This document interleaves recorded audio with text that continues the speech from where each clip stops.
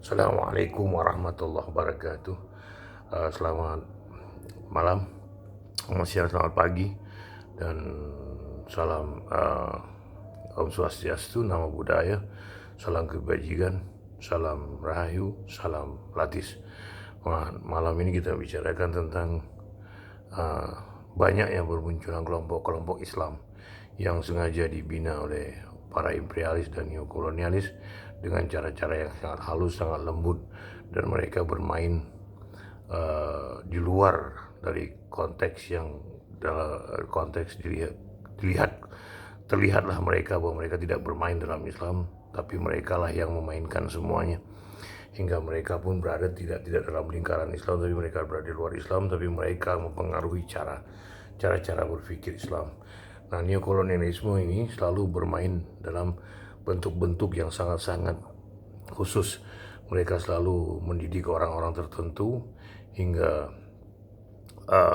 terjadilah penilaian-penilaian tentang Islam, hingga mereka melihat bahwa Islam itu berdasarkan diri mereka, bukan pada apa yang ada pada Islam itu sendiri.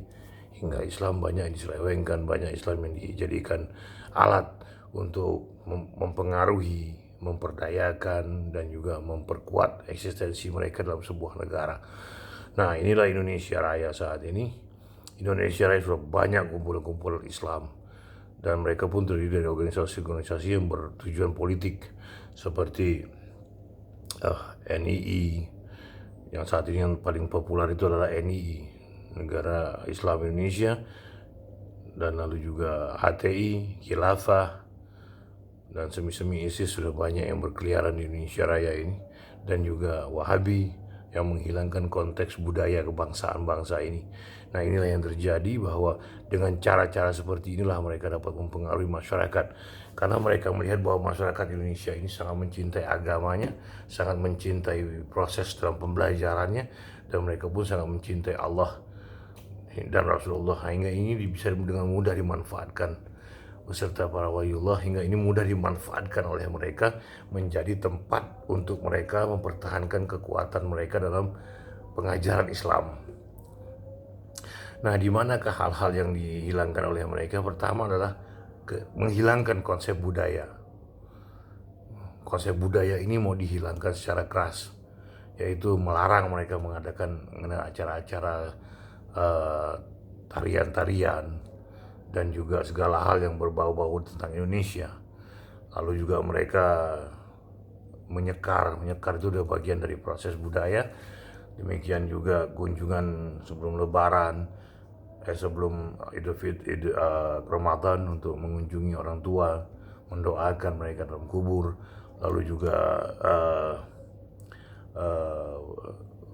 mereka juga mulai menghilangkan konsep-konsep seperti pulang mudik, lalu para wali katanya dongeng apa segala macam. Dan juga ada hal yang lainnya. Yang paling penting adalah apa? Bahwa Islam itu adalah Islam yang mereka bawa. Inilah yang terjadi pada bangsa ini. Nah, inilah yang terjadi konflik yang sangat dalam, karena mereka membawanya dalam sebuah ajang untuk mengubah cara berpikir awal menjadi cara berpikir yang baru. Inilah yang masalah bagi kita semua. Nah, tapi mereka pun tidak, yang membawa itu tidak menyadari bahwa mereka itu diajarkan oleh orang-orang yang awalnya para guru mereka, tokoh-tokoh mereka itu diajari oleh orang-orang imperialis atau orang-orang yang sangat anti pada Islam. Nah, inilah yang terjadi, teman-teman semua. Jadi konteks Islam di Indonesia ini adalah konteks Islam yang dibawa oleh tangan-tangan imperialis melalui orang-orang yang katanya belajar Islam, tapi dalam konteks melakukan sebuah aksi, mereka dengan sangat kasar, brutal, mencaci, memaki, dan juga menghantam siapa saja yang mereka anggap harus ditentang. Inilah yang terjadi. Jadi pemikiran di dalam Islam itu mau dihilangkan melalui apa? Aksi, melalui apa? Kekerasan, melalui apa? Kebencian, hingga orang yang menonton, yang melihat itu muak dengan apa yang telah diajarkan oleh Islam. Nah, inilah yang sedang diproses di dalam bangsa ini, hingga mereka pun mencari cara untuk melakukan sebuah aksi untuk penguasaan kepada masyarakat rakyat Indonesia pada umumnya. Nah, Tapi benturan-benturan itu selalu ada yang mempertahankan, yaitu NU. Dengan sangat masif mereka terus bergerak, mereka terus melakukan sebuah anti terhadap apa yang telah diajarkan oleh perkembangan selama ini, yang mengaku Salafi, Wahabi. Inilah yang sangat membahayakan dalam pergerakan bangsa ini, termasuk khilafah, HTI, ISIS, dan lain sebagainya. Nah, konsep-konsep yang mereka munculkan selalu berbentuk pada sebuah kebencian. Seperti apa? Benci pada agama lain, benci pada pada orang-orang yang di luar mazhab mereka, hingga mereka pun selalu berbenturan. Nah, ini yang mereka inginkan adalah aksi secara spontan, secara masif, hingga mereka ditakuti, mereka ditakuti dan juga di apa ya, ditakuti, lalu mereka dianggap orang yang hebat, berani, padahal apa yang mereka lakukan adalah sebuah kebrutalan, sebuah kebengisan yang dilakukan dengan cara-cara kekerasan dan juga kebencian dalam setiap ceramah-ceramah mereka. Nah, inilah yang sedang diolah oleh orang-orang yang memiliki, yang katanya belajar Islam, tapi di tempat orang-orang yang dibiayai oleh orang-orang imperialis, orang-orang neokolonialis, bahkan orang Yahudi sekalipun. Maaf, Zionis maksud saya, bukan Yahudi. Nah, inilah yang terjadi. Nah, inilah yang selalu diotak-atik oleh mereka untuk menjadikan konsep Islam itu eksis, tapi nanti bisa diatur oleh mereka. Seperti mana ISIS. Jadi ISIS ini merupakan bagian dari proses untuk penguatan eksistensi mereka dari jalur Islam, hingga mereka dapat dikontrol. Tidak ada apa, yang ada hanya indoktrinasi, kekerasan, kebencian, kekesalan, dan segala hal lainnya. Inilah yang terjadi. Jadi mereka membentuk Islam itu memang sengaja untuk dibenci, tapi bukan sebagai sebuah kekuatan cara berpikir yang telah eksis berapa abad yang lalu, berapa ratus ribu tahun yang lalu. Nah, tapi ini mereka ingin hilangkan ini pemikiran-pemikiran dalam Islam melalui cara-cara kekerasan, kebencian, kekesalan, kemarahan, dan lain sebagainya.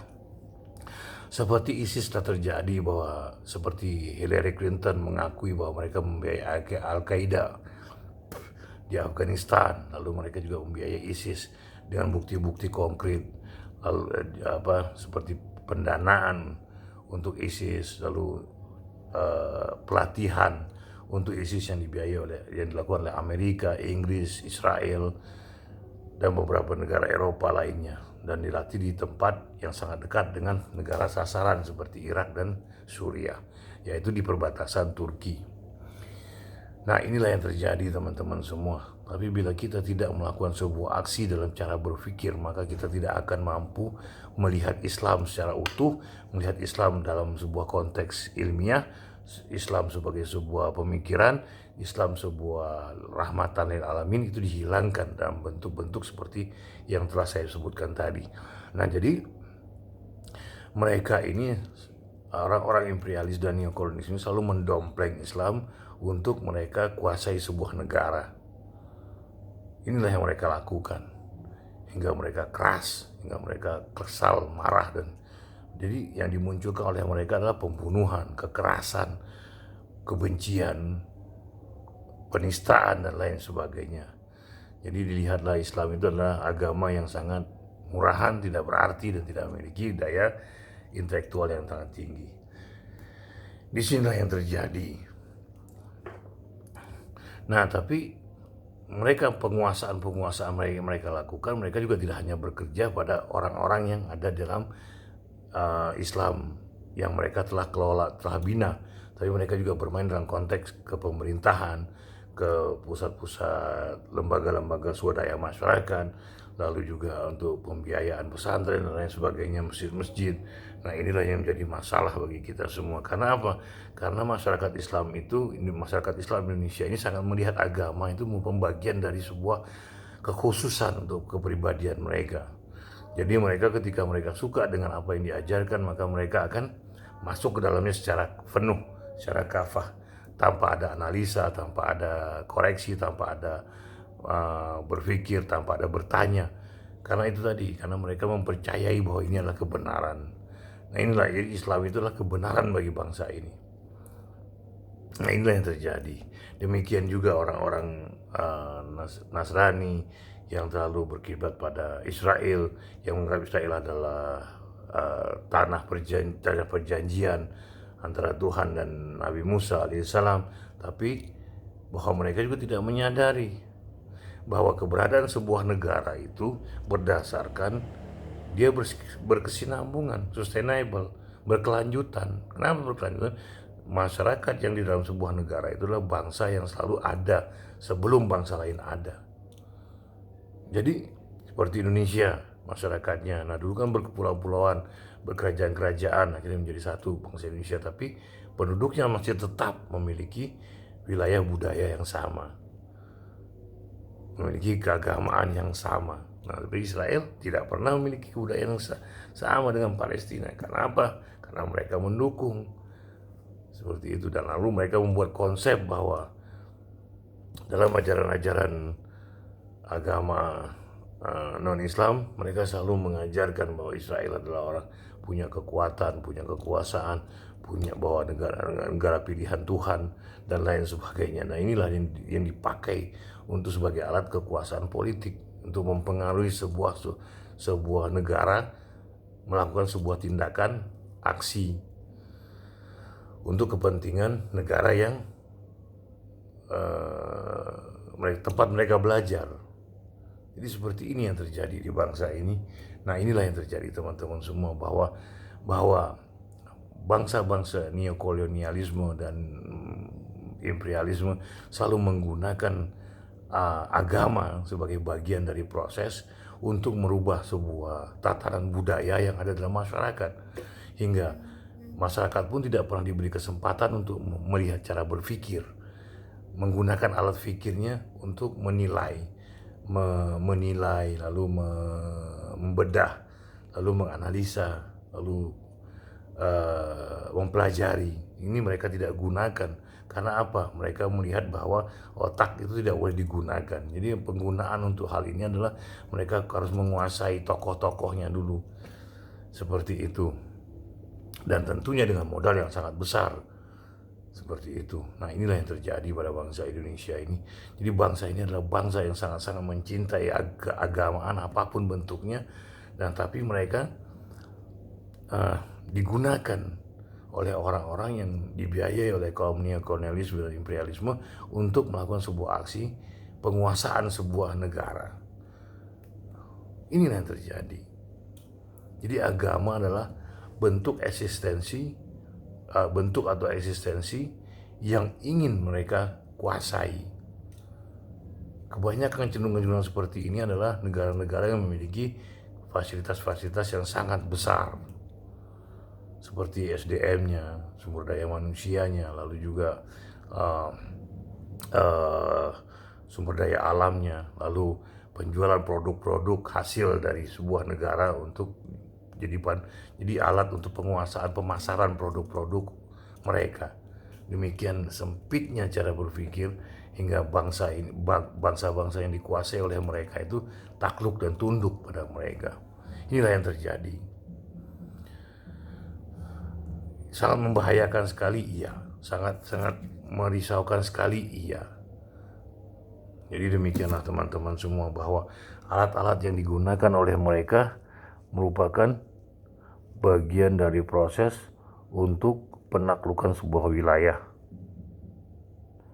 Jadi wilayah lah yang harus mereka kuasai, kekuasaan lah yang harus mereka kuasai. Demikian juga hingga mereka memunculkan sebuah konflik-konflik melalui orang-orang yang mereka bayar ini, yang mereka telah gunakan sekian lama untuk kepentingan mereka, hingga eksistensi sebuah negara itu dihilangkan dalam bentuk budayanya. Lebih terutama dihilangkan dalam bentuk budayanya, hingga budaya yang mereka bawa dari tempat mereka belajar itu menjadi budaya bangsa yang mereka kuasai. Jadi penaklukan itu merupakan bagian dari proses untuk mereka ketika mereka melakukan sebuah penaklukan. Jadi sekarang ini penaklukan bukan hanya dengan kekuatan militer, tapi juga dengan cara berpikir, penaklukan agama sesuai dengan ajaran yang telah mereka bikin sendiri. hingga orang-orang yang mereka bina ini lalu mereka lepas ke dalam sebuah masyarakat, dan juga mereka menjadikan sebuah alat untuk penaklukan dan lewat pengajaran-pengajaran mereka. Seperti apa? Katanya dongeng. Katanya para wali itu adalah dongeng. Lalu berziarah ke kubur, penyekaran itu haram. Lalu membaca Quran di kuburan haram. Demikian juga kita tawasul kepada para wali dan lain sebagainya. Jadi yang mereka gunakan adalah budaya mereka, budaya yang mereka kuasai. Jadi mereka harus menghilangkan sebuah budaya dulu untuk penguasaan dalam sebuah masyarakat dengan agama sebagai alat utama mereka. Inilah yang sangat membahayakan sekali. Bila teman-teman dan kawan-kawan semua tidak memahami konteks ini, maka hilanglah apa yang telah ada pada bangsa ini. Jadi mereka menggunakan hal-hal agama apapun untuk penguasaan sebuah wilayah dalam bentuk kenegaraan. Nah, jadi mereka menggunakan Islam dan agama lain dan menggunakan orang-orang yang mereka telah berikan beasiswa di sebuah negara untuk penaklukan pada negara yang mereka telah biayai beasiswanya. Inilah yang terjadi, teman-teman semua.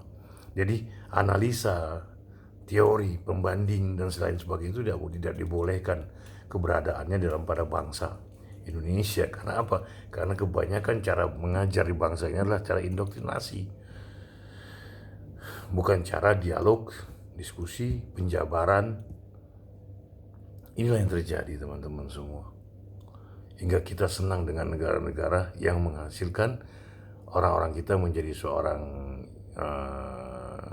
katakanlah ustadz yang bawa Islam ke dalam sebuah negara, hingga mereka pun menjadi bagian dari proses budaya bangsa lain yang masuk ke dalam bangsa ini. Jadi seperti itu. Jadi apapun yang terjadi adalah merupakan sebuah hasil dari proses yang telah lama mereka rancang. Itu dimulai pada penaklukan Islam awal, yaitu di mana di Palestina, lalu di Cordoba, dan lalu juga di penguasaan penaklukan negara-negara Arab, lalu penaklukan kepada hilangnya Turki Utsmani sebagai sebuah kerajaan yang mapan dan sudah memiliki kekuatan yang sangat besar di seluruh dunia. Nah, inilah mereka hilangkan pelan-pelan, dan keberadaan mereka bentuk pertama adalah Arab Saudi, lalu 1923, lalu 1948 mereka bentuk Israel. Inilah untuk mereka kontrol dalam sebuah wilayah melalui ajaran-ajaran agama yang mereka akan bawa ke dalam sebuah bangsa, hingga bangsa itu takluk pada apa yang telah mereka ajarkan lewat ulama-ulama yang telah mereka berikan pelajaran sekian tahun. Mereka dikirim ke negara-negara tersebut untuk menaklukkan sebuah negara. Jadi seperti ini, teman-teman semua. Nah, jadi Islam ini adalah alat yang sangat unggul untuk menaklukkan daya berpikir masyarakat. Kenapa? Karena Islam ini ditumbuhi oleh cara berpikir yang sangat carut marut berdasarkan apa yang telah mereka bina, mereka telah lakukan selama ini. Jadi negara-negara ini selalu membuat konsep sendiri tentang Islam, lalu mereka ambil orang-orang yang ada di berbagai negara, lalu mereka latih, mereka bina, mereka berikan pembelajaran, lalu mereka kirim ke negara tersebut, hingga menggoreslah pelan-pelan mereka melobangi sebuah lubang, lalu dicemplungkanlah masyarakat itu dalam lubang tersebut. Itulah yang terjadi. Nah, bila bangsa ini tidak melakukan sebuah perubahan dalam cara berpikir, maka ini tidak akan pernah selesai dalam satu abad sekalipun.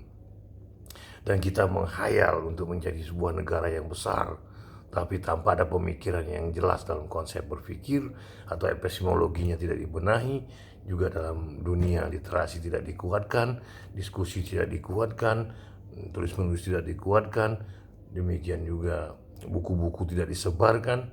Akhirnya kita hanya menjadi bangsa-bangsa yang pemimpi yang selalu berharap seperti itu. Kita tidak boleh menang dalam sebuah praktekisme, tapi kita juga harus menang dalam cara berpikir, karena inilah yang merubah orang-orang untuk melakukan sebuah kemajuan bagi bangsanya dan mempertahankan sebuah agama dan budaya yang telah ada selama ini melalui konsistensi yang telah berlaku selama berabad-abad. Jadi inilah yang harus kita pikirkan bersama, inilah yang harus kita ajak bersama untuk kita jangan meninggalkan cara berpikir kita. Bebaskan kita cara berpikir, bebaskan kita dalam memilih mazhab, bebaskan diri kita dalam memilih agama. Jadi bukan karena orang lain kita memilih mazhab, bukan karena orang lain kita memilih agama, tapi memiliki keyakinan pada diri bahwa kita adalah orang yang memiliki agama.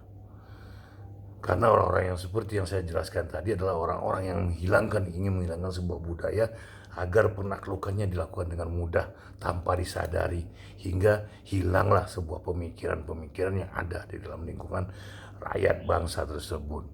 Inilah yang harus kita hati-hatikan, inilah yang harus kita kuatkan dalam bangsa ini. Jadi kita jangan mudah dan juga jangan mau terjebak dalam sebuah konsep yang menjadi negara penghayal. Kita terima agama dari negara-negara lain, lalu kita menjadi seperti dari budaya. Jadi budaya yang agama itu dijadikan budaya oleh mereka. Sementara budaya itu kita telah punya sendiri, tapi ini dihilangkan agar budaya mereka masuk lewat agama. Ini yang membahayakan sekali teman-teman semua. Jadi bila teman-teman masih terjebak dalam cara-cara berpikir seperti ini, hati-hati sekali. Karena mereka menggunakan agama sebagai bagian dari proses propaganda. Kekuatan mereka, PC war. Kekuatan cara berpikir mereka. Nah, inilah yang harus kita renungkan bersama, inilah yang harus kita lakukan bersama, inilah yang harus kita kuatkan bersama. Karena tanpa ini kita tidak memiliki arti apa-apa. Karena berpikirlah yang membuat adanya sebuah budaya, berpikirlah membuat kemajuan, berpikirlah yang membuat sebuah negara itu bergerak maju ke depan tanpa pernah melupakan sejarahnya. Demikian juga sejarahlah yang membuat perbandingan-perbandingan kehidupan masa lalu dan masa sekarang, hingga kita pun dapat membuat kemajuan yang bergerak ke depan. Dan budayalah yang mempengaruhi masyarakat dalam melakukan sebuah aksi yang positif bagi bangsa ini. Karena budayalah yang bisa mengikat seluruh masyarakat, dan agama membenahi apa yang kekurangan yang ada dalam budaya tersebut. Jadi demikianlah teman-teman semua, bahwa apapun yang mereka lakukan saat ini adalah menghancurkan budaya dengan membawa agama yang telah mereka siapkan lewat orang-orang yang telah mereka siapkan pula, hingga masyarakat terpengaruh. Dan juga yang paling parah adalah menghilangkan cara berpikir, menghilangkan hukum-hukum Islam yang pasti, dan juga menghilangkan hukum-hukum agama lain yang telah ada selama ribuan tahun. Inilah yang terjadi teman-teman semua, hingga kita menjadi orang yang bukan pemilik negara ini, tapi kita melakukan budaya yang ada di negara tersebut. Jadi inilah yang terjadi teman-teman semua. Kita harus hati-hati sekali. Kita lihat pelajaran di Suriah, kita lihat pelajaran di Irak, kita lihat pelajaran di Palestina, kita lihat pelajaran di Libya. Inilah yang terjadi. Ini kita harus pelajari bersama. Demikian juga penaklukan Belanda, demikian juga penaklukan Portugis di Filipina, hingga agama Islam berubah menjadi agama Katolik. Dan ini juga Katolik yang dibawa oleh mereka juga merupakan ajaran yang sangat materialisme. Jadi seperti itu. Jadi ada kepentingan-kepentingan yang mereka bawa untuk kepentingan-kepentingan ekonomi demi kekuatan mereka sendiri, seperti sumber daya alam. Inilah yang mereka ingin kuasai. Jadi mereka melakukan ini lewat agama. Membahayakan sekali. Nah, makanya teman-teman, kesadaran dalam beragama itu adalah dalam bentuk pikiran, dan bebaskan diri kita untuk melakukan sebuah apapun yang kita inginkan lewat pemikiran lebih dahulu. Kecerdasan berpikir, kecerdasan memahami kecerdasan, memahami teks, kecerdasan dalam menulis, juga kecerdasan pada bentuk-bentuk ilmu pengetahuan, hingga kita tidak pernah dikuasai orang lain, dan juga mereka tidak pernah menggunakan agama mayoritas menjadi sebuah alat untuk menghilangkan budaya dan identitas diri bangsa ini. Demikianlah teman-teman semua, untuk malam ini saya cukupkan di sini dulu. Ya, ini intinya saja yang saya bahas, dan terima kasih atas perhatiannya, terima kasih juga atas share-nya, subscribe-nya, like-nya, dan lain sebagainya. Dan terima kasih juga menonton dari awal hingga terakhir, dan terima kasih juga atas memperhatikan apa yang saya bicarakan di sini. Terima kasih atas perhatiannya semua. Assalamualaikum warahmatullahi wabarakatuh. Selamat malam, selamat siang, selamat pagi. Salam, Om Swastiastu, Namo Buddhaya, salam kebajikan, salam rahayu, salam latis.